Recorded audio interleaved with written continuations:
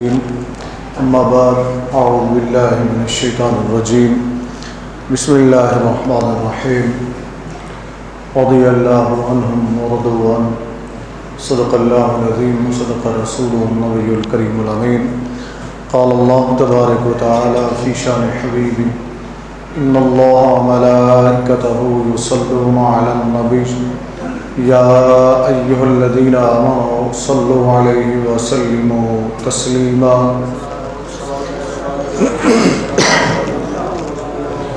والصلاة والسلام عليك يا سيدي يا رسول الله وعلى آلك وصحبك يا سيدي يا حبيب الله الصلاة والسلام عليك يا سيدي يا رسول الله وعلى آلك وصحبك يا سيدي يا رحمة للعالمين نہایت ہی واجب الاحترام سامعین کرام السلام علیکم ورحمۃ اللہ وبرکاتہ۔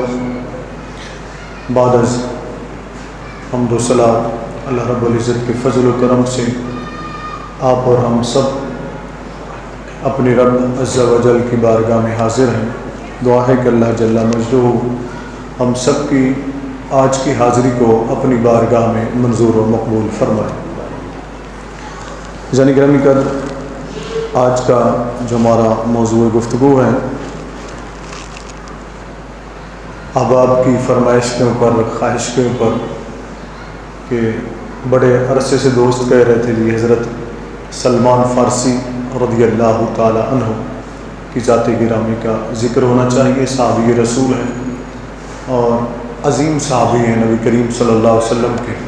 ایک ایسے صحابی جن کی داستان، جن کی زندگی ہر صاحب ایمان اور حق کے متلاشی کے لیے مشعل راہ ہے۔ انہوں نے حق کی تلاش میں بہت سارے مصائب برداشت کیے، پھر بارگاہ رسول صلی اللہ علیہ وسلم میں پہنچے اور ایک ایسا مقام حاصل کیا کہ نبی کریم صلی اللہ علیہ وسلم نے انہیں خصوصی طور پر اپنے اہل بیت میں شامل فرما لیا رضی اللہ تعالی عنہ۔ آقا کریم علیہ الصلوۃ والسلام نے ارشاد فرمایا سلمان و منا اہل البیت، کہ لوگوں سلمان میرے اہل بیت میں سے ہیں۔ یہ بڑی سعادت حاصل ہوئی انہیں۔ یوں تو نبی کریم صلی اللہ علیہ وسلم کے سارے صحابہ ستاروں کی مثل ہیں اور قابل احترام ہیں ہم سب کے لیے۔ ہمارے اندر وہ نہ تو علم ہے نہ ہماری وہ اوقات ہے کہ ہم نبی کریم صلی اللہ علیہ وسلم کے کسی صحابی یا صحابیہ رضی اللہ تعالی عنہ، یاد رکھیں جب مطلق صحابی یا صحابیہ کا ذکر ہوتا ہے تو اس میں اہل بیت اطہار رضوان اللہ تعالی علیہم اجمعین کے افراد بھی شامل ہوتے ہیں جنہوں نے حالت ایمان میں نبی کریم صلی اللہ علیہ وسلم کو دیکھا، آقا علیہ السلام کی زیارت کی، آپ صلی اللہ علیہ وسلم پر ایمان لائے، تو وہ بھی مرد خواتین اس شرف کے اندر شامل ہوتے ہیں۔ بسا اوقات جب صرف لفظ صحابی کہا جاتا ہے تو کچھ لوگ سمجھتے ہیں کہ صحابی کا تو ذکر ہو رہا ہے لیکن صحابہ کا تو ذکر ہو رہا ہے لیکن اہل بیت کا ذکر نہیں ہو رہا۔ ایسا گمان بھی نہیں ہوتا اہل سنت کے دل و دماغ میں، کیونکہ ہم اس شرف میں دونوں کو شامل سمجھتے ہیں، یعنی صحابہ میں اہل بیت بھی ہیں اور غیر اہل بیت بھی شامل ہیں۔ تو اس لیے ہمارا جو اہل سنت و جماعت کا عقیدہ ہے وہ یہ ہے کہ نبی کریم صلی اللہ علیہ وسلم کے جملہ صحابہ کرام رضوان اللہ تعالی علیہم اجمعین اور صحابیات رضی اللہ تعالی عنہن وہ سب ہمارے لیے قابل احترام ہیں۔ اور اہل سنت و جماعت کا اس پر بھی متفقہ نظریہ ہے کہ اسلام سے قبل کی کسی بھی شخصیت کی بات کو لے کر اس کی توہین کرنے کی اجازت نہیں ہے، یہ بات ذہن میں رکھ لیں۔ اس لیے کہ اسلام کے پہلے کے جو اعمال ہیں اگر ہم اس میں پڑ گئے تو پھر میرے خیال میں اسلام کی بڑی بڑی مقدس شخصیات باقی نہیں بچیں گی، ان سب کی پھر توہین ہوتی چلی جائے گی۔ کچھ لوگ چھوٹی ذہنیت کے لوگ ہوتے ہیں جو بعض صحابہ یا صحابیات کی پچھلی زندگیوں کو یعنی اسلام سے پہلے کی زندگیوں کو لے کر ان پر حملے کرنا شروع ہو جاتے ہیں۔ مثلا ہم حضرت سلمان فارسی رضی اللہ تعالیٰ عنہ کو دیکھتے ہیں تو جو ان کی پہلے کی زندگی ہے تو اس میں تو وہ آگ کی بھی پوجا کرتے ہوئے نظر آتے ہیں، بت کی بھی پوجا کرتے ہوئے نظر آتے ہیں، وہ عیسائیت میں بھی چلے گئے، عیسائیت کو بھی قبول کر لیا۔ تو وہ ساری چیزیں اگر ہم پچھلی لے کر ان پر حملے شروع کر دیں تو پھر کس کا ایمان محفوظ رہے گا؟ یہ جہالت کی انتہا ہو چکی ہے اس وقت ہمارے معاشرے کے اندر، اور بعض تو خطیب حضرات بھی ہیں تو ایسی ایسی باتیں کرتے ہیں۔ الامان والحفیظ، اللہ تعالیٰ ہمیں اس فتنے سے محفوظ رکھے۔ ہم نے جو نظریہ رکھنا ہے وہ اپنے بچوں کو بھی سکھائیں، اپنے گھر والوں کو بھی سکھائیں، دوستوں میں بھی بیٹھ کر یہی بات کریں کہ ہم وہ مقام ہی نہیں رکھتے، ہماری وہ اوقات ہی نہیں ہیں کہ ہم صحابہ کرام یا اہل بیت اطہار رضوان اللہ تعالی علیہم اجمعین کے اوپر حملے کریں، ان کی توہین کریں یا ان کا اس انداز میں ذکر کریں کہ جس سے ان کی توہین کا پہلو نکلتا ہو۔ بلکہ ائمہ اہل سنت نے تو یہاں تک فرمایا کہ کوئی بھی ایسی روایت، یہ بھی ذہن میں رکھ لیں پہلے شروع میں، کوئی بھی ایسی روایت جس سے کسی بھی محترم شخصیت یعنی صحابی یا اہل بیت ان میں سے کسی کی توہین کا پہلو نکلتا ہو تو ہم ایسی روایت کو تسلیم نہیں کریں گے۔ یہ اہل سنت کا متفقہ نظریہ ہے۔ اب اس کو چھوڑا جا رہا ہے، اور یہیں سے حضرت سلمان فارسی رضی اللہ تعالیٰ عنہ کا آج ہم نے جو ذکر کرنا ہے اس دعا کے ساتھ کہ اللہ تعالیٰ ہمیں ان کے نقش قدم پر چلنے کی توفیق عطا فرمائے۔ انہی میں سے مجھے یہاں ایک ان کا فرمان یاد آ گیا، وہ میں آپ کے سامنے پیش کر دیتا ہوں، جس سے ہمیں یہ اندازہ ہوتا ہے کہ صحابہ کرام رضوان اللہ تعالیٰ عنہ کیسے سمجھتے تھے ارشادات رسول صلی اللہ علیہ وسلم کو، اور پھر آگے امت کا انہیں کتنا خیال تھا۔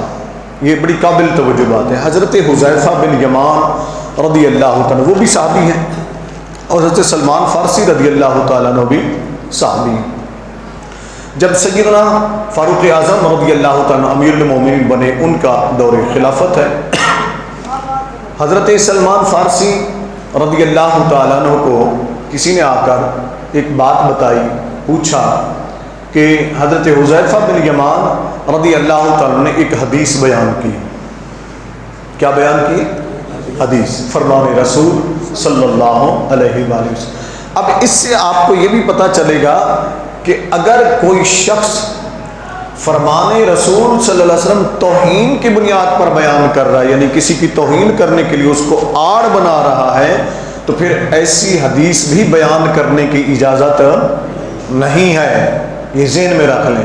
لیکن یہاں تو پتہ نہیں کیا کچھ من گھڑت روایات لے لی جاتی ہیں اور ان کو بیان کر کے صحابہ و صحابیات اہل بیت اطہار رضوان اللہ تعالیٰ علیہ مجمعین پر حملے کیے جاتے ہیں۔ اللہ تعالیٰ ایسے لوگوں کو ہدایت عطا فرمائے۔ حضرت حذیفہ بن یمان نے ایک حدیث بیان فرمائی، اور وہ اکثر بیان کرتے تھے ایسی چیزیں۔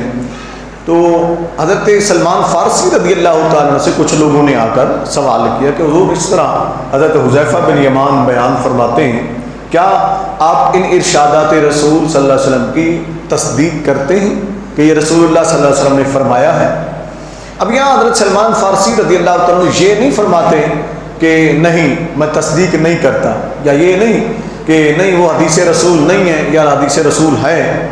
آپ اس سے اعتدال کی راہ لیتے ہوئے آپ فرماتے ہیں کہ حذیفہ بن یمان بہتر جانتے ہیں، یعنی جنہوں نے بیان کی ہے وہ بہتر جانتے۔ وہ روایات کچھ اس طرح کی تھیں، آگے آپ سماعت کر لیں گے اور آپ کو بات بھی سمجھ آ جائے گی جو ہمیں سمجھنی ہے، اور اپنے بچوں کو بھی سمجھانی ہے، اپنے دوستوں کو بھی سمجھانی ہے، اور امت کے لوگوں کو بھی سمجھنا چاہیے، اور خاص کر صاحبان جبہ و دستار، صاحبان علم کو جو دعوے دار ہیں علم کے مگر جہالت کی انتہا پر ہیں، انہیں بھی کچھ سمجھنا چاہیے کہ ہم کس راستے پر چل پڑے ہیں۔ ذرا سنیے گا۔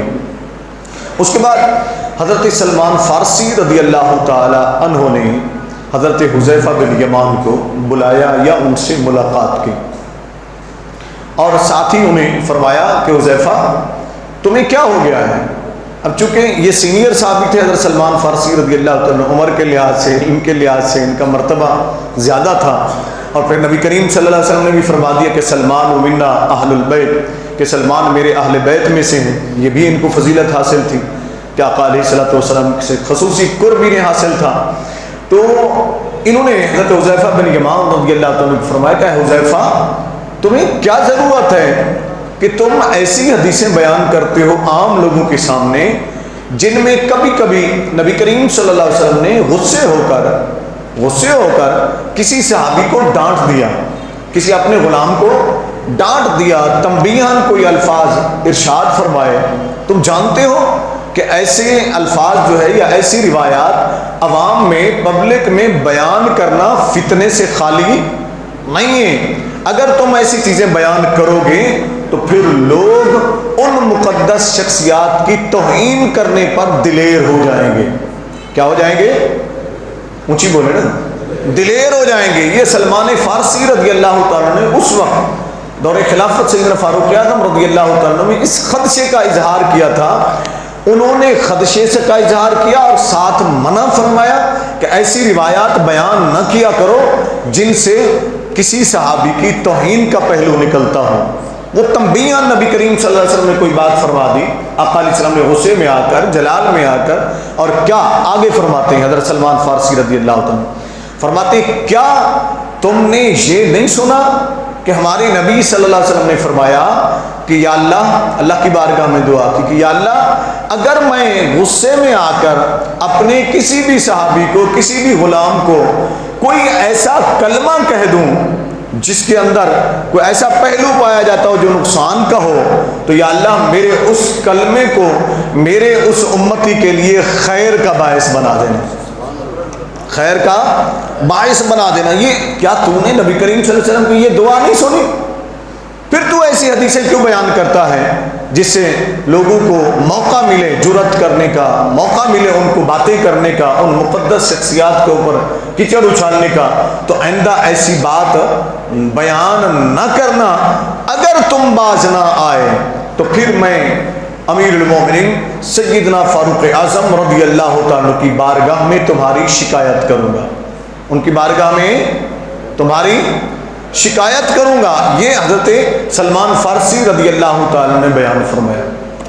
آج بدقسمتی سے ہمارے ہاں ایسے ایسے خطیب ہیں ماشاءاللہ، مجھے اکثر لوگ ان کے کلپس بھیجتے رہتے ہیں، میں سنتا ہوں اور اللہ سے توبہ کر لیتا ہوں، معافی مانگ لیتا ہوں، یا اللہ ہمیں معاف فرما دیں کہ ہم کس دور میں جی رہے ہیں.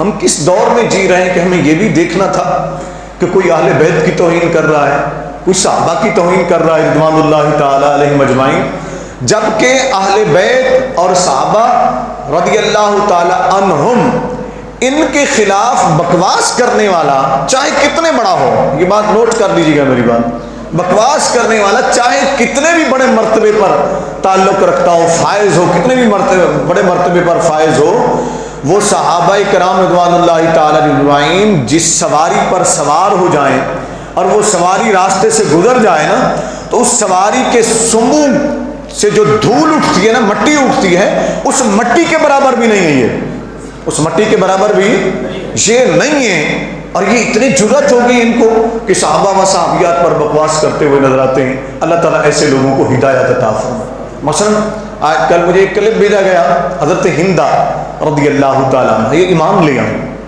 ایمان سے پہلے بڑی سخت دشمن تھی ہمارے نبی صلی اللہ علیہ وسلم کی. یہ وہی ہندہ تھی جنہوں نے حضرت امیر حمزہ رضی اللہ عنہ کو قتل کروایا، یہ وہی ہندہ ہے.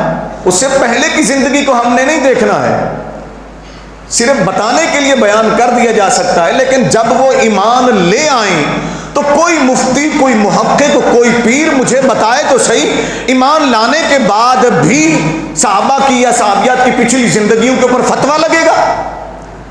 شرم نہیں آتی تمہیں؟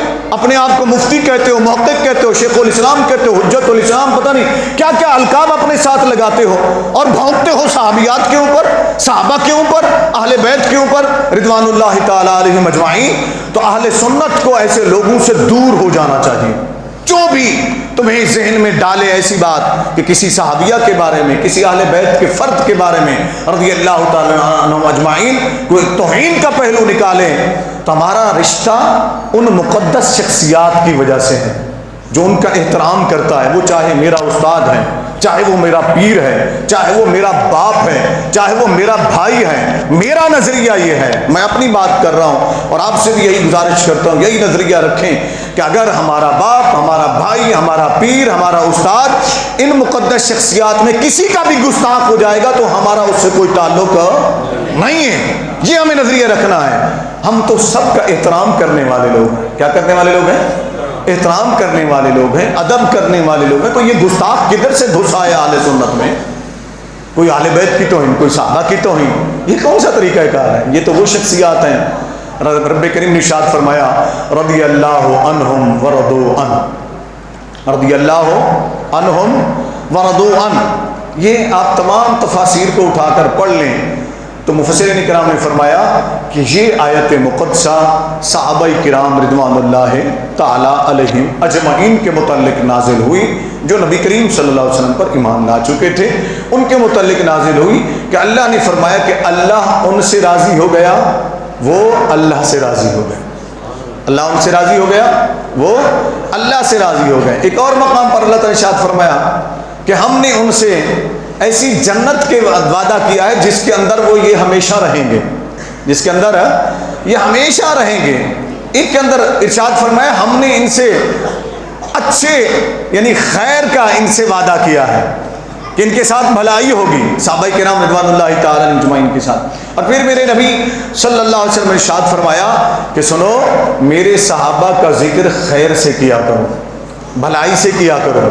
ایک اور مقام پر نبی کریم صلی اللہ علیہ وسلم نے ارشاد فرمایا کہ میرے صحابہ کے بارے میں اللہ سے ڈرو، میرے صحابہ کے بارے میں اللہ سے ڈرو.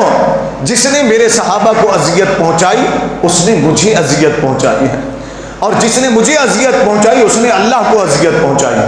ابھی ایک طرف یہ صحابہ کے بارے میں، دوسری طرف اہل بیت کے فضائل بھی اسی طرح موجود ہیں رضوان اللہ تعالی علیہ مجمعین. تو ہمیں سب کے فضائل کو ماننا ہے اور سب کا ہمیں احترام کرنا ہے. حضرت سلمان فارسی رضی اللہ تعالیٰ عنہ، یہ مجھے حکم کیا گیا، خواہش کی گئی، اور لالا بشیر نقیبی صاحب نے بھی مجھے کہا جی ہم نے بڑے لوگ اپنے علماء کو کہا کہ ہمیں اس پر سنائیں، کوئی ہمیں سناتا نہیں ہے. انہوں نے کہا جی وہ سامنے بیٹھے ہوئے ہیں ماشاء اللہ، انہوں نے بھی مجھے کہا اور دوستوں نے بھی کہا جی آپ اس پر حضرت سلمان فارسی رضی اللہ تعالیٰ کا ذکر کریں.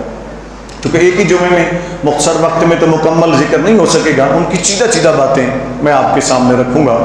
یہ وہ صحابی رسول ہیں جن کی عمر بڑی طویل تھی، یعنی 250 سال کی عمر، جس پر متفق ہیں. بعض نے 350 سال لکھی، لیکن زیادہ جو متفق ہیں وہ 250 سال کی عمر یعنی 250 سال ان کی عمر ہوئی. کچھ نے 150 سال لکھی، لیکن زیادہ اعتماد جو ہے اسی کے اوپر ہے، متفق ہے کہ 250 سال انہوں نے عمر پائی، حضرت سلمان فارسی رضی اللہ عنہ. لیکن یہ ان کی عمر گزری کیسے؟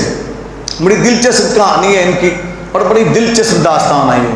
حق کے متلاشیوں کے لیے ان کی زندگی کے اندر ایک کامل نمونہ موجود ہے.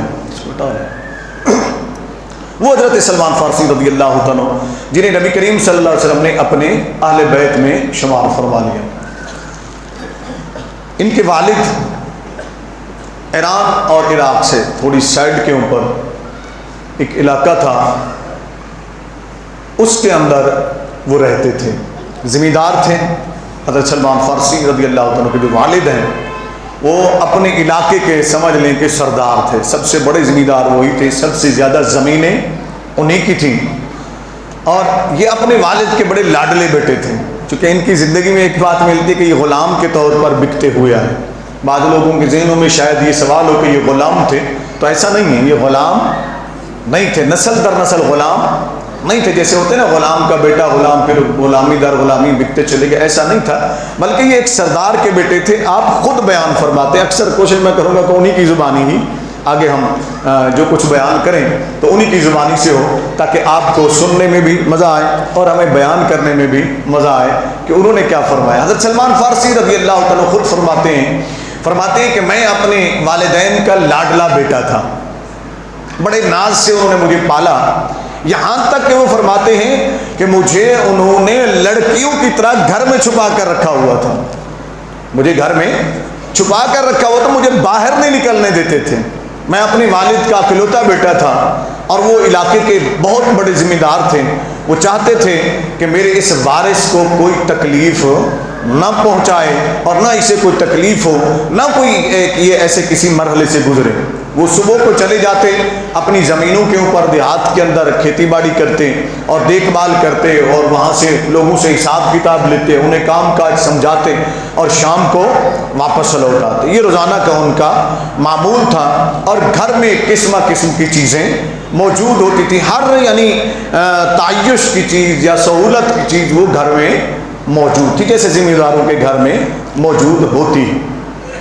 فرماتے ہیں ایک مرتبہ ایسا ہوا کہ میرے والد زمینوں پر نہ جا سکیں۔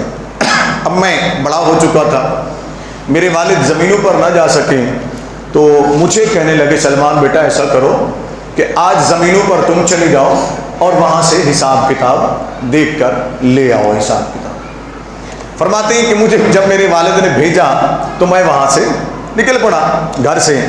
جب گھر سے نکلا تو کچھ فاصلے کے اوپر آگے جا کر مجھے ایک کلیسا نظر آیا، یعنی عیسائیوں کی عبادت گاہ، نصرانیوں کی عبادت گاہ، وہ مجھے نظر آئی۔ تو وہ ذکر کر رہے تھے جس میں اللہ کا نام لیا جا رہا تھا، اللہ کا نام لیا جا رہا تھا۔ کہتے ہیں یہ میرے دل میں ویسے ہی خواہش تھی کہ اللہ کی تلاش ہونی چاہیے کہ وہ کون ہے جو خالق ہے، جو مالک ہے، لیکن میرے گھر والے مجھے باہر نہیں نکلنے دیتے چونکہ وہ مجوسی تھے، آگ کی پوجا کرتے تھے۔ کس کی؟ آگ کی پوجا کرتے تھے۔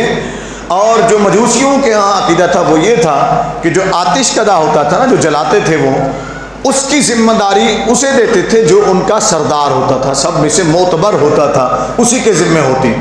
فرماتے ہیں کہ یہاں تک اللہ نے مجھے مقام عطا کیا، اس دور کی وہ بات کرتے ہیں کہ لوگوں کی نظروں میں میں سب سے زیادہ معتبر ہو گیا، اور انہوں نے اپنے آتش کدے کی نگرانی میرے سپرد کر دی، یعنی اپنے طور پر انہوں نے سب نے مجھے اپنا محترم سمجھ لیا، معزز سمجھ لیا۔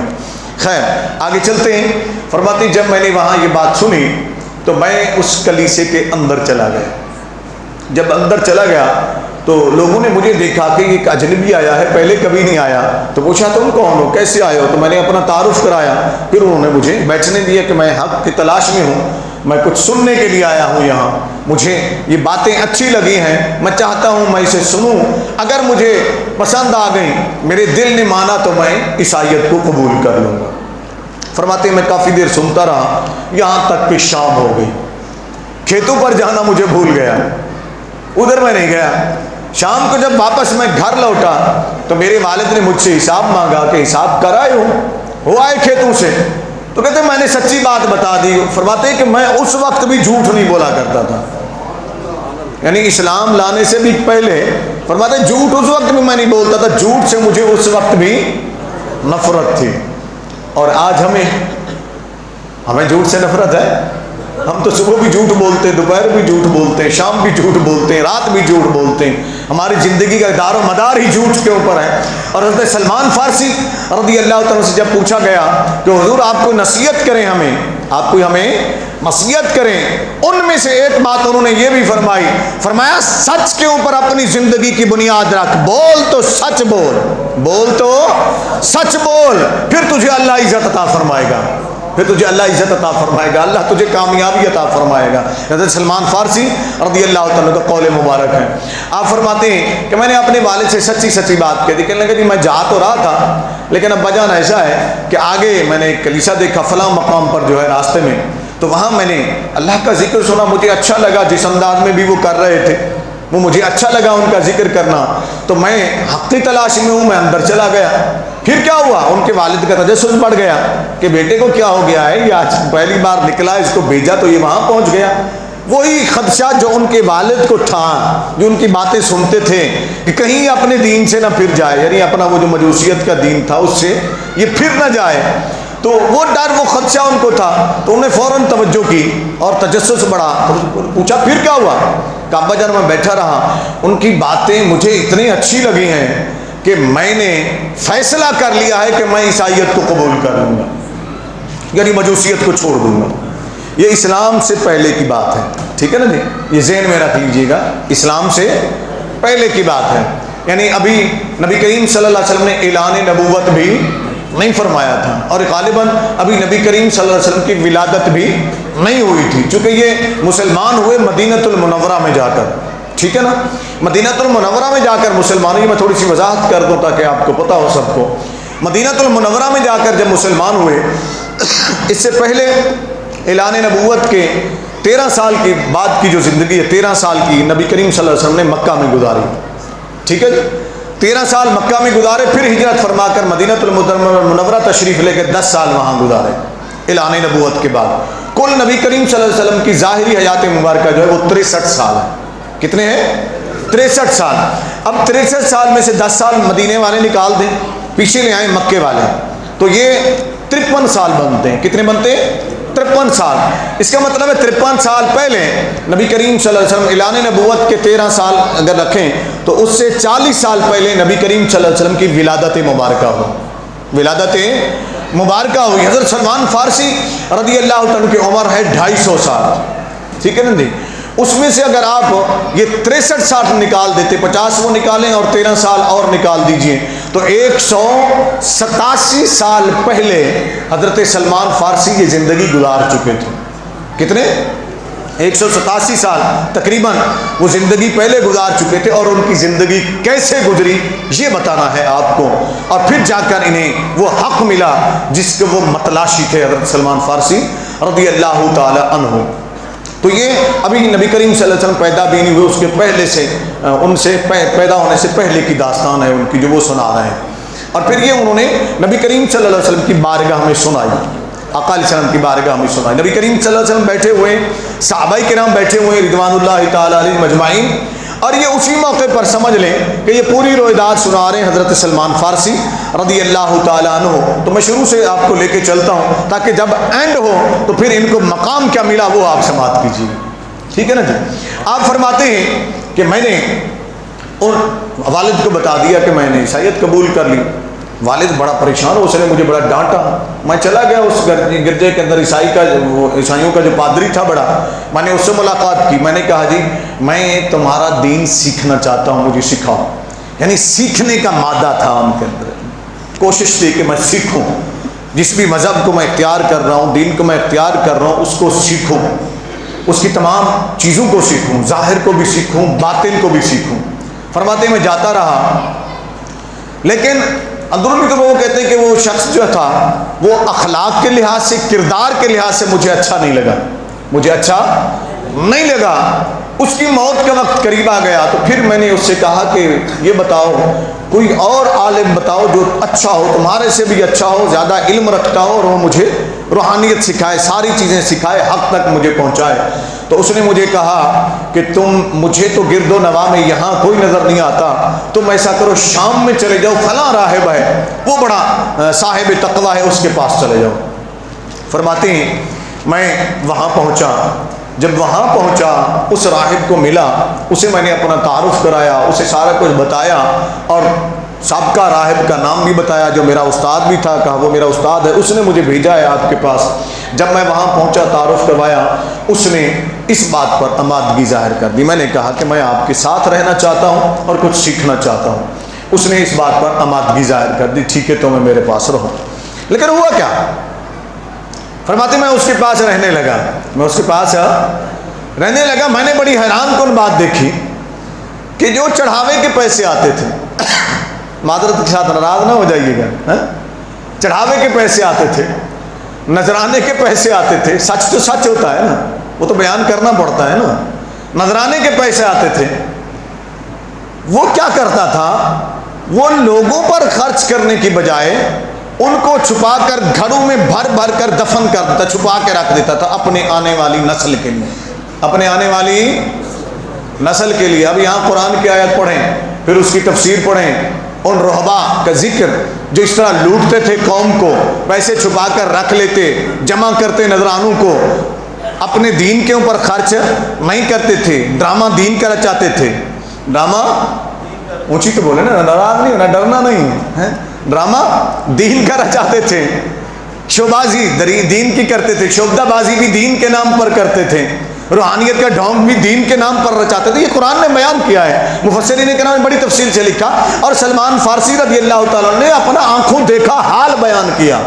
فرماتے کہ وہ مال جمع کرتا رہتا تھا، مجھے اس کی یہ ادا پسند نہ آئی اور میرا دل مطمئن نہ ہوا. اس کی موت کا وقت قریب آ گیا.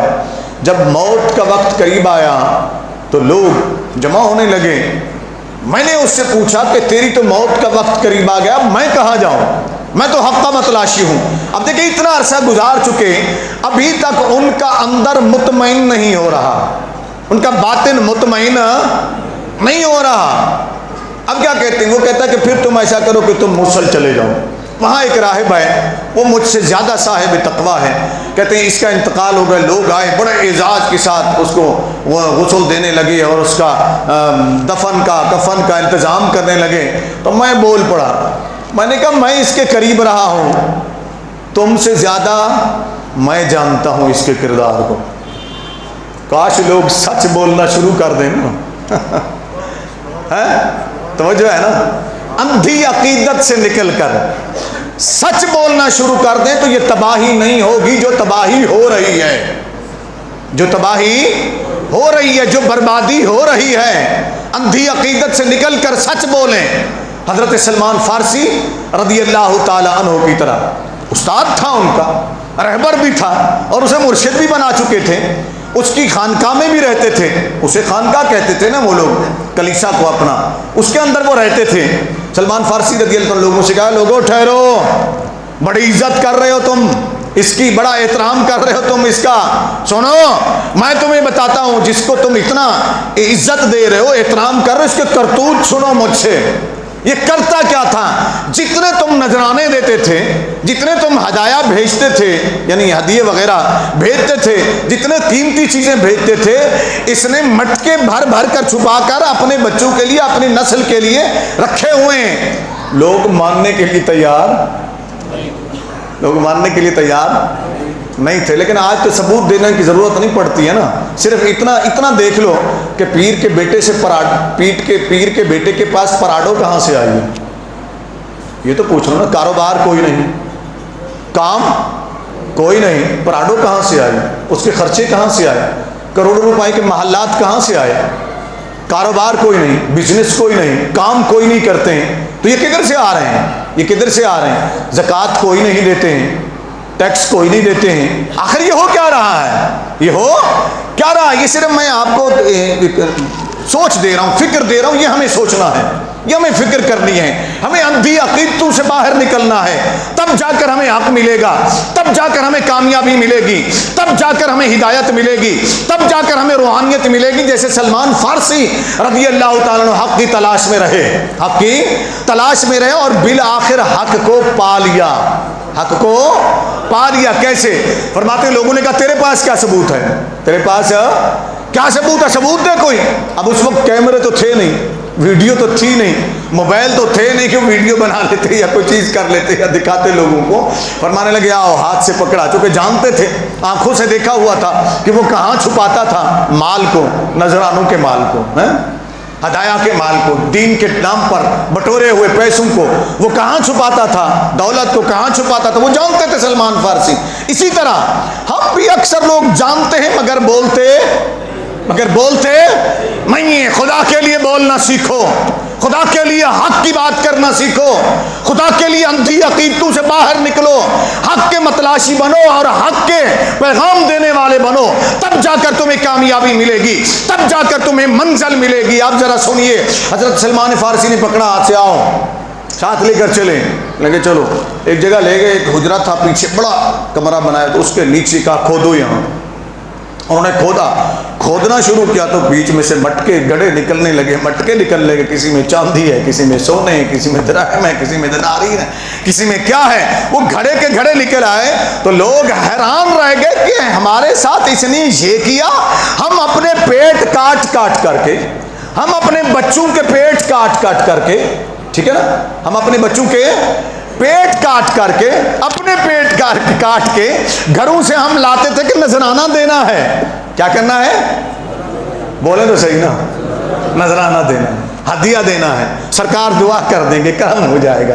یہ نہیں پتا کہ سرکار سے بڑا لٹیرا کوئی نہیں ہے، یہ نہیں پتا سرکار سے بڑا لٹیرا کوئی نہیں ہے۔ ایسے لٹیروں کی دعا میں اثر کیا ہونا ہے، ایسے لٹیروں کی دعا میں اثر کیا ہونا ہے؟ جو خود بد کردار ہوں وہ دوسروں کے لیے کیا دعا کریں گے، دعا کی قبولیت کے لیے بھی تو اثر بھی تو چاہیے نا، وہ زبان پاکیزہ بھی تو چاہیے نا، وہ کردار پاکیزہ بھی تو چاہیے نا۔ حضرت سلمان فارسی نے جب دکھایا، سب نے دیکھ لیا، پیچھے پلٹے، واپس پلٹے۔ جب واپس پلٹے نا، واپس پلٹے نا، بڑی اتفاق کی بات ایسی ہے کہ اکثر میں نے جاہل پیروں کو دیکھا ہے، ہمیشہ اپنی تقریر کے اندر حملہ کرتے ہیں علماء کے اوپر، علماء کی توہین کرنے کی کوشش کرتے ہیں اپنی تقریر کے اندر، اپنی گفتگو کے اندر۔ اکثر جوہلا پیروں، جاہل پیروں کا میں نے یہ دیکھا ہے۔ اس لیے بولتا ہوں، اس لیے کہ مجھے دونوں نسبتیں حاصل ہیں، اہل علم کی نسبت بھی حاصل ہے، اہل روحانیت کی نسبت بھی حاصل ہے، میں دونوں سے عقیدت رکھتا ہوں، اس لیے میں سچ بولتا ہوں جو سچ بات ہوتی ہے۔ عالم اگر اللہ کے ولی کی توہین کرے تو میں بھی اسے عالم نہیں سمجھتا، اور اگر کوئی ولی بن کر عالم کی توہین کرے تو میں بھی اسے ولی بھی نہیں سمجھتا۔ شیطان اسے بھی سمجھتا ہوں جو علماء کی توہین کرتا ہے، شیطان اسے بھی سمجھتا ہوں جو اولیاء اللہ کی توہین کرتا ہے، اس لیے کہ اللہ کا ولی کبھی جاہل نہیں ہوتا ہے، اللہ کا ولی ہمیشہ صاحب علم ہوا کرتا ہے، اور صاحب علم کی وہ قدر کرتا ہے۔ ایسا نہیں ہے، اکثر جاہل پیر کیوں توہین کرتے ہیں علماء کی، اپنے مریدوں کو ڈراتے ہیں، وہ جو مولوی تو ایسے پیچھے پڑ رہتے ہیں، مولوی تو ایسی باتیں سنتے رہتے ہیں کہ کہیں میرا مرید سچی بات سن نہ لے اور میرے کرتوت کو دیکھ کر کہیں مجھ سے دور نہ ہو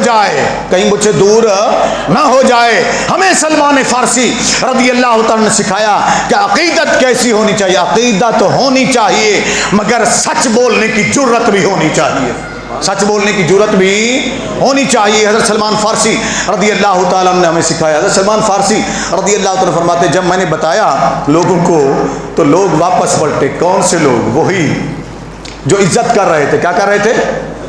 عزت کر رہے تھے، بڑا احترام سے اس کو دفن کرنا چاہ رہے تھے، اس کا وہ بنانا چاہ رہے تھے۔ کیا کہوں میں اسے، اب میں کوئی لفظ بولوں گا تو کہیں گے شاید یہ اولیاء اللہ کے متعلق ہے، یعنی اس کی قبر بنانے لگے تھے۔ چلیں میں یہ کہہ دیتا ہوں، ٹھیک ہے نا، مزار نہیں کہتا ہوں، اس لیے کہ صاحب مزار کا مقام بہت بلند ہوتا ہے، لیکن ان پر بیٹھنے والوں نے بہت بدنام کر دیا ہے مزارات کو، ٹھیک ہے نا۔ اللہ تعالیٰ ان بدنام کرنے والوں کے شر سے ہمیں بچائے، اولیاء اللہ کے سچے جانشین ہمیں عطا فرمائے جو ان کی سیرت کو، ان کے پیغام کو لے کر آگے چلیں۔ خدا کی قسم بہت دل دکھتا ہے، بہت دل روتا ہے جب مزارات پر کنجریوں کو ناچتے دیکھتے ہیں، جب ہجڑوں کو، خسروں کو ناچتے دیکھیں، جب کتوں کی لڑائیاں دیکھتے ہیں، جب مزارات پر نشائیوں کے انبار دیکھتے ہیں، مگر سجادہ نشین حضرات جو ہوتے ہیں وہ ان کے خلاف بولتے نہیں ہیں، اس لیے کہ ان کو یہی واہ واہ کرنے والے تو چاہیے نا، واہ واہ کرنے والے تو چاہیے۔ تو بہت دل دکھتا ہے، بہت تکلیف ہوتی ہے کہ ہماری روحانیت کے یہ مراکز سے ایسا کیوں ہوا۔ تو وہ اس کا ایسا ہی مرکز بنانا چاہتے تھے، قبر بنانا چاہتے، جہاں جا کر اپنی حاجات پیش کریں اور دعائیں کیا کریں۔ تو جب ساری حقیقت دیکھی تو واپس پلٹے، اور جس چار پائی پر اوپر کر کے انہوں نے رکھا ہوا تھا نا، اس کو بڑے احترام کو اٹھا کر نیچے پھینکا، کہا تو عزت کے قابل نہیں ہے، اب تو جس قابل ہے تیرے ساتھ وہ سلوک ہم کریں گے۔ پکڑا انہیں اور اوپر سلیب کے اوپر لٹکا دیا، انہوں نے لٹکا کر رسیاں باندھ دی اور اسے پتھر مارنا شروع کر دیے، اور اس وقت تک مارتے رہے جب تک اس کا جسم گل سڑ نہیں گیا۔ یہ حضرت سلمان فارسی رضی اللہ عنہ نے اس کی حقیقت کو لوگوں کے سامنے رکھ دیا۔ فرماتے ہیں میں دل برداشتہ ہوا، وہاں سے چل پڑا، اور چلتا ہوا میں موصل پہنچا کہ اس راہب سے ملوں۔ جب میں اس کے پاس پہنچا پھر اس کو میں نے اپنی ساری داستان سنائی۔ اب یقیناً اس کے اندر تو ان کی زندگی کے سال گزرے نا۔ فرماتے گھر سے جب میں نکلا تو اس وقت میری عمر کوئی 18 سال کے قریب تھی، 18 یا 20 سال کے قریب میری عمر تھی، یا اس سے کچھ زیادہ تھی۔ میں گھر سے نکل آیا اور حق کی تلاش میں نکلا، پھر اس راہب کے پاس، پھر اس راہب کے پاس، پھر اس راہب کے پاس، اور جب موصل میں پہنچا اس سے میں نے اپنی ساری بات سنائی تو اس نے مجھے اپنے پاس رکھ لیا۔ اور وہ کہتے ہیں حضرت سلمان فارسی، اب یہاں دیکھیے گا، حق تو حق ہوتا ہے نا۔ حضرت سلمان فارسی فرماتے موصل کے راہب کے پاس جب میں گیا، کہتے ہیں کہ یہاں میرا دل بڑا مطمئن ہوا، میں نے اس کو ظاہری بھی زاہد دیکھا، باطنی بھی زاہد دیکھا، یعنی یہ شخص بد کردار نہیں تھا، خائن نہیں تھا، صاحب تقوی تھا، جو عیسائیت یعنی عیسیٰ علیہ السلام کا سچا دین تھا وہ ان نقوش پر چل رہا تھا جو عیسائیوں نے بیچ میں ملاوٹیں کر دی، اس پر وہ عمل نہیں کرتا تھا۔ جو عیسیٰ علیہ السلام کی سچی راہیں تھیں وہ اسی کے اوپر چلتا تھا، زہد و تقوی وہ اختیار کرتا تھا۔ بڑا عرصہ میں اس کے پاس رہا، اس کی بھی موت کا وقت قریب آ گیا۔ آخر میں نے اس سے عرض کی، استاد محترم آپ کی موت کا وقت قریب آ گیا اور میں کس کے پاس جاؤں؟ میں نے تو حق کو چاہنا ہے، حق کو پانا ہے، مجھے کوئی راستہ دکھا دیجئے۔ تو انہوں نے کہا تم ایسا کرو، تم عمودیہ ایک مقام ہے عرب کے اندر، وہاں چلے جاؤ، وہاں جاؤ گے تو وہاں پھر تمہیں ایک راہب ملے گا جو مجھ سے بھی زیادہ صاحب تقویٰ ہے، اس کے پاس جا کر رہو، امید ہے کہ وہاں سے تمہاری منزل تمہیں مل جائے گی، جو تم چاہتے ہو وہ حق تمہیں مل جائے گا۔ فرماتے ہیں ان کا انتقال ہو گیا، تدفین کے بعد پھر میں وہاں سے چل پڑا، میں عمودیہ پہنچا۔ جب وہاں پہنچا تو اس راہب کے پاس رہنے لگا، اور بات سچ یہ تھی کہ یہ بھی صاحب تقویٰ بندہ تھا۔ جب اس کی موت کا وقت قریب آیا تو میں نے پوچھا، میں نے کہا اب میں کہاں جاؤں، آپ کی بھی موت کا وقت قریب آ گیا، مجھے کہ ایسا بندہ بتا دیں۔ تو اس نے کہا ٹھہرو میں تمہیں بتاتا ہوں۔ اندر گیا، کچھ اوراق لایا، واپس آیا، میرے پاس بیٹھا، کہنے لگا دیکھو میری موت کا وقت قریب ہے، لیکن تمہیں سچ بتاتا ہوں، اس وقت روئے زمین پر مجھے کوئی ایسا بندہ نظر نہیں آتا جو صاحب تقویٰ ہو، صاحب زہد ہو اور باکردار ہو، میں تجھے اس کے پاس بھیج دوں۔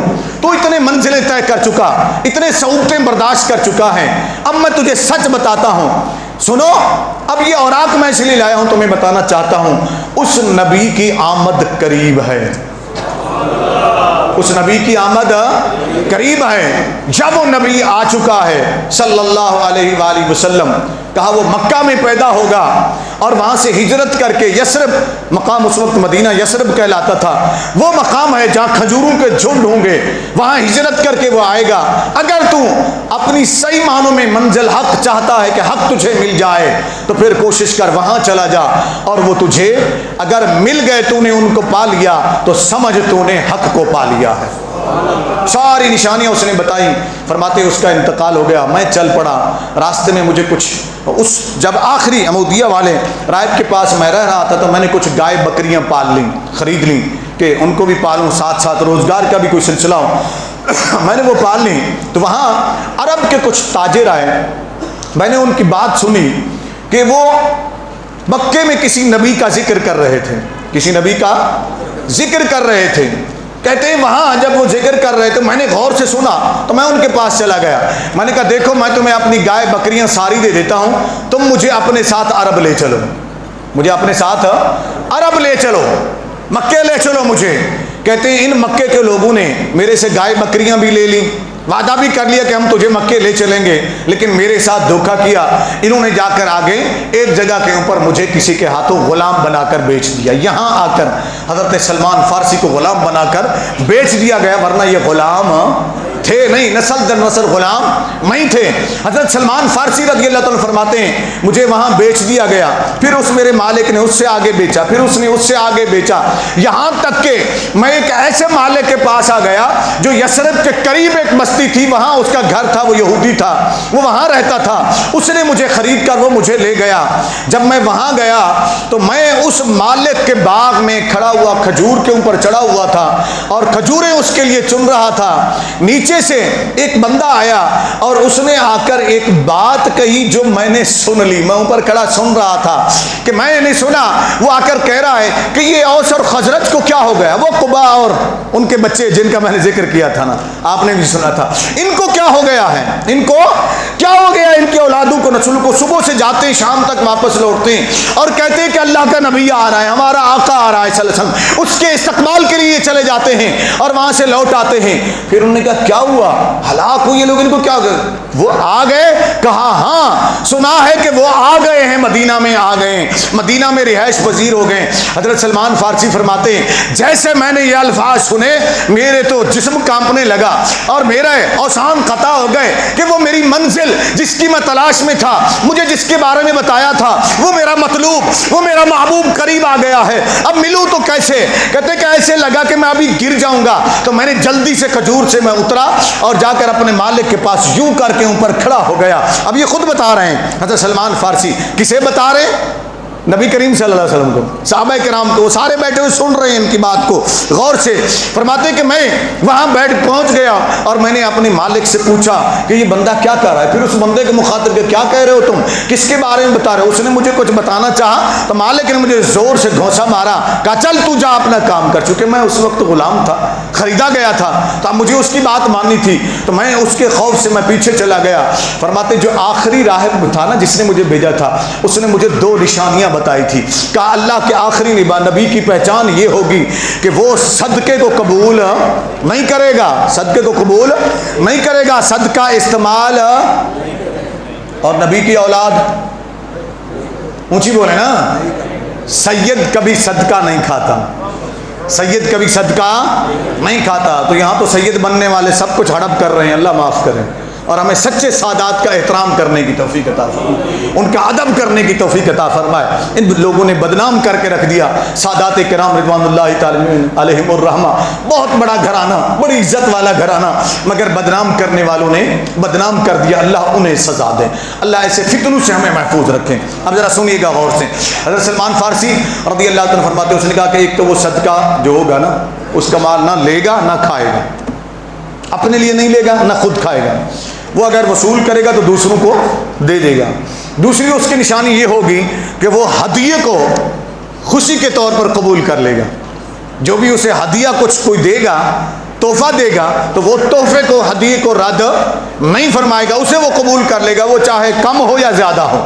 یہ اس کی پہچان 2 نشانیاں ہوں گی اس نبی کی آمد سے. باقی ساریاں بتانے کے بعد حضرت سلمان فارسی فرماتے ہیں جب میں نے سنا کہ وہ آ گئے ہیں تو فرماتے ہیں کہ میں نے اپنے کھجوروں کے باغ میں سے کچھ کھجوریں اپنی اجرت میں سے، یہ ذہن میں رکھ لی، انہوں نے یہ لفظ کہے ہیں، کہتے ہیں کہ مالک کی چوری نہیں کی، جو مجھے اجرت ملتی تھی اس میں سے میں نے کچھ کھجوریں جمع کی، اور جمع کرنے کے بعد میں نے لی، اور لینے کے بعد یا رسول اللہ، اب یہاں آ جائیے نا یہ وہاں داستان سنا رہے تھے، کہتے ہیں یا رسول اللہ صلی اللہ علیہ وسلم میں آپ کے پاس آ گیا. پہلے جب آئے اور آ کر سلمان فارسی رضی اللہ عنہ کہتے ہیں میں نے اللہ کے رسول صلی اللہ علیہ وسلم کی بارگاہ میں عرض کیا کہ یہ صدقہ ہے، صدقہ کی کھجوریں ہیں، میں نے سنا آپ کے ساتھ کچھ لوگ بھی آئے ہیں، آپ بھی آئے ہیں، تو میں یہ صدقہ لایا ہوں، یہ آپ قبول کر لیجئے. حضرت سلمان فارسی فرماتے ہیں کہ جب میں نے دیں تو اللہ کے نبی صلی اللہ علیہ وسلم نے وہ کھجوریں اٹھائیں اور اٹھا کر خود نہیں کھائیں، جو فقراء صحابہ تھے ان میں تقسیم فرما دیں، ان میں تقسیم فرما دی. کہتے ہیں اس وقت میں نے اسلام قبول نہیں کیا، میں اٹھ کے آ گیا. میں نے کہا ہاں یہ پہلی نشانی پوری ہو گئی، پہلی نشانی پوری ہو گئی. فرماتے واپس لوٹا کچھ دن کے بعد، یعنی 2-4 دن گزارنے کے بعد پھر میں نے کچھ کھجوریں تھوڑی سی لی اور پہنچا اور جا کر رسول اللہ صلی اللہ علیہ وسلم کی بارگاہ میں کہا کہ آپ نے اس دن وہ کھجوریں نہیں کھائی تھی، آج میں لایا ہوں، کچھ ان میں تناول فرما لیجئے، یہ ہدیہ ہے، یعنی تحفہ ہے، ہدیہ ہے، آپ کے لیے لایا ہوں، قبول فرما لیجئے. حضرت سلمان فارسی فرماتے ہیں میرے نبی صلی اللہ علیہ وسلم میں نے دیکھا کہ وہ خوش ہو کر کھجوریں اٹھا رہے تھے، خود بھی تناول فرما رہے تھے اور ساتھ ساتھ اپنے صحابہ کو بھی دے رہے تھے، یعنی ہدیے کو قبول فرما دیا، صدقے کو ریجیکٹ کر دیا. اور پھر سلمان فارسی یہاں رو پڑے. دوسری نشانی جب پوری پیچھے ہٹے، کہتے میری دوسری نشانی پوری ہوئی تو میں رو پڑا. اللہ کے رسول نے پوچھا سلمان روتا کیوں ہے؟ عرض کی آقا اب دل نہیں کرتا کہ وہاں غلامی میں رہوں، لیکن مجبور ہوں، آپ کے پاس آ نہیں سکتا ہوں.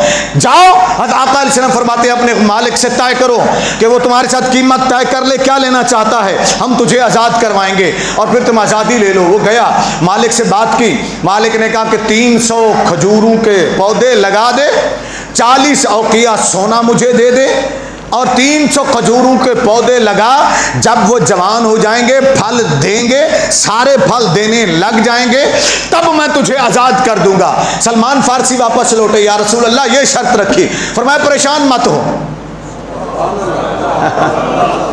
کریم آقا نے، چونکہ وہ پریشان اس وجہ سے کھجوریں جوان ہوں گی، لگیں گی، بڑی مشکل سے یہ پودا بڑھتا ہے، پھر پھل لگیں گے، پھر مجھے کب آزادی ملے گی؟ آقا نے فرمایا پریشان مت ہو. کریم آقا علیہ السلام اٹھ کھڑے ہوئے، فرمایا میرے صحابہ انصار مدینہ اپنے بھائی کی مدد کرو.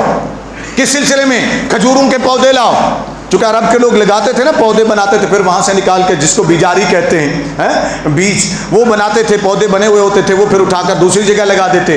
تو کوئی 10 پودے لایا، کوئی 20 پودے لایا، کوئی 5 پودے لایا، کوئی 2 پودے لایا، یہاں تک کہ دیکھتے ہی دیکھتے 300 پودے اکٹھے ہو گئے. 300 پودے جمع ہو گئے. میرے کریم آقا علیہ السلام نے فرمایا سلمان چلو ان ساتھیوں کو ساتھ لو. فرمایا صاحب اس کے ساتھ جاؤ. کیا کریں یا رسول اللہ؟ فرمایا اس کے ساتھ گڑھے کھدواتے جاؤ اور یہ پودے جا کر وہاں رکھو. یہ تم نے ان کو لگانا نہیں ہے, دفن نہیں کرنا ہے, مٹی نہیں ڈالنی, یہ میرے آنے کا انتظار کرنا جب گڑھے کھد جائیں. 300 گڑھے کھد گئے. حضرت سلمان فارسی فرماتے میں تو بے چین تھا کہ جلدی مجھے آزادی ملے. دوڑا آقا کی بارگاہ میں گیا. آقا کریم تشریف لائے. جب تشریف لائے تو آقا علیہ السلام پودا پکڑتے نیچے رکھتے, فرماتے سلمان مٹی ڈال, پھر دوسرا پودا, پھر تیسرا پودا. 300 کے 300 پودے میرے اور آپ کے نبی صلی اللہ علیہ وسلم نے ایک اپنے صحابی کو غلامی سے آزاد کروانے کے لیے خود اپنے ہاتھوں سے لگائے. خود اپنے ہاتھوں سے لگائے. کتنے مسلمان ہیں جو اپنے مسلمان بھائی کی مدد کرنے کے لیے آگے اس طریقے سے بڑھتے ہیں. ہم تو لوٹنے کے لیے تیار ہیں. میرے آقا نے جب لگا لیا, آخری پودے پر جب پہنچے, سلمان فارسی فرماتے ہیں کریم آقا نے فرمایا سلمان پلٹ کر تو دیکھ. فرماتے میں نے پلٹ کر تو دیکھا تو پودے جوان بھی ہو چکے تھے, پھل بھی آ چکا تھا. جوان بھی ہو چکے تھے, پھل بھی آ چکا تھا. فرمایا جا اپنے مالک کو بلا. گئے, بلایا کہ دیکھ تیرے پورے ہو گئے. اس نے کہا اب 40 اوقیہ سونا. نبی کریم صلی اللہ علیہ وسلم نے فرمایا یہ بھی مت پر گھبرا پریشان مت ہو. آقا علیہ السلام کے غزوے سے ایک انڈے برابر سونا ملا تھا. آقا علیہ السلام نے فرمایا یہ لے جاؤ اور اس کو دے دو. حضرت سلمان عرض کرتے یا رسول اللہ صلی اللہ علیہ وسلم اس کا 40 اوقیہ سونا ہے اور یہ ایک انڈے برابر کیسے پورا ہوگا؟ حضرت سلمان فرماتے رضی اللہ عنہ فرماتے ہیں کہ آقا علیہ السلام نے اسے اٹھایا, لعاب دہن اپنا منہ سے زبان سے لعاب دہن لگایا. فرمایا سلمان جاؤ اپنے مالک کو کہو وزن کر لے, وزن پورا نہ ہو تو پھر میرے پاس آ جانا. حضرت سلمان فارسی فرماتے میں گیا, میں نے جا کر جب وہ انڈا اس کو سونے کا دیا, انڈے برابر سونا جو تھا دیا, اس نے کہا یہ پورا کر. میں نے کہا تو تول لے, وزن کر لے. جب اس نے وزن کیا تو 40 اوقیہ سونا پورا ہو گیا اور اس کی شرائط پوری ہو گئی. اس نے مجھے آزادی عطا کر دی. میں سیدھا بارگاہ مصطفیٰ میں آیا. آقا اس نے مجھے آزاد کر دیا, اب مجھے آپ اپنا غلام بنا لیجئے, میں آپ کا غلام ہوں. فرمایا سلمان تو غلام نہیں ہے, تیرا کردار دیکھ کر میں اعلان کرتا ہوں سلمان منا اہل البیت. اے لوگو سلمان میرے اہل بیت میں شامل ہے. سلمان میرے اہل بیت کا فرد ہے. جس طرح میرے اہل بیت کی عزت کرو گے اسی طرح سلمان کی عزت کرو گے رضی اللہ تعالیٰ عنہ. یہ حضرت سلمان فارسی رضی اللہ تعالیٰ کی مختصر سی داستان میں نے آپ کے سامنے پیش کی جس کے اندر بڑے اسباق ہیں. حضرت سلمان فارسی رضی اللہ تعالیٰ نے حق کا دامن کسی بھی مقام پر نہیں چھوڑا اور 2.5 سال کی عمر پا کر حضرت عمر فاروق کے دور خلافت رضی اللہ تعالیٰ دور خلافت کے آخر میں یا حضرت عثمان غنی رضی اللہ تعالیٰ کے دور خلافت کے شروع میں ان کا وصال مبارک ہوا. اللہ کی بے شمار رحمت نازل ہوں ان کے مرقد مبارکہ پر.